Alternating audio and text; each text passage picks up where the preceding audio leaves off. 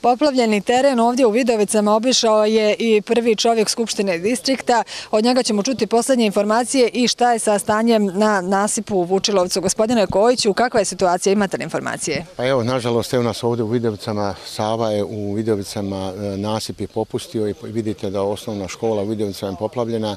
Što se tiče ovoga propusta gdje je Sava, nasip gdje je popustio, čine se napori da se to zaustavi, ali nisam siguran da li će se uspjeti.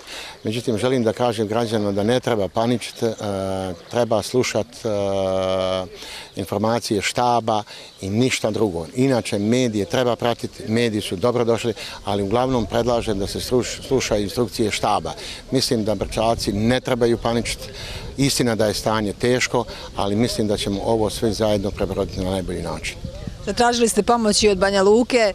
Da, tražili smo pomoć, da li ima Republika Srpska, da li ima helikoptere, međutim zvao sam helikopterski savez, rekli su mi da oni nemaju helikoptere, jedino oružane snage Bosne i Hercegovine, njih smo kontaktirali, mislim da ćemo uspjeti da će doći helikopteri oružanih snaga Bosne i Hercegovine.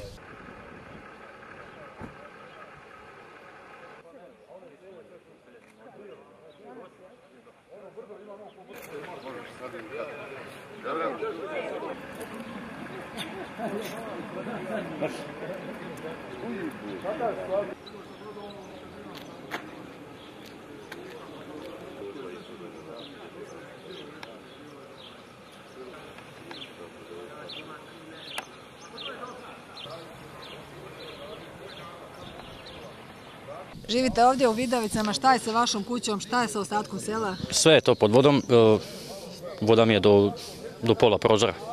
Sada znam, došla je za kratko vrijeme, juče od neki 7:30 pa je do danas sve pomalo kako je nadirala i tako. Ništa, šta ćeš? Je li moglo išto da se spasi, šta je sa ostalim stanovništvom, jesu li evakuisani? Pa većinom jesu svi, ali neki svojevoljno su ostali, tako da nisu htjeli, sad opet malo se moramo s njima zezati, ali vjerojatno ćemo izići na kraj sa njima da ćemo to sve opet. Ko pomaže u spasavanju, u evakuaciji? Pa svi dobre volje ljudi. Predsjednici mjesnih zajednica tu su organizirali te čamce, vamo tamo, pomogli su ljudi iz Austrije, iz Albanije i tako da se to odradilo, evo i helikopteri su bili i to sve, sad ne znam dalje kako će biti sa tom rupom što je pukla. Da li će se sanirati to sve, da li će taj brod doći, to ne znamo ništa, samo možemo čekati i gledati. Sad voda dolazi, šta će biti ne znam dalje. Jeste uspjeli šta da spasite, šta je sa stokom? Stoku nemam, spasio sam što sam mogao. Imam živad malo i kera sam spasio. Dalje nema. Ovamo je više, onda ide, znaš, ovako. A znači vam je put za...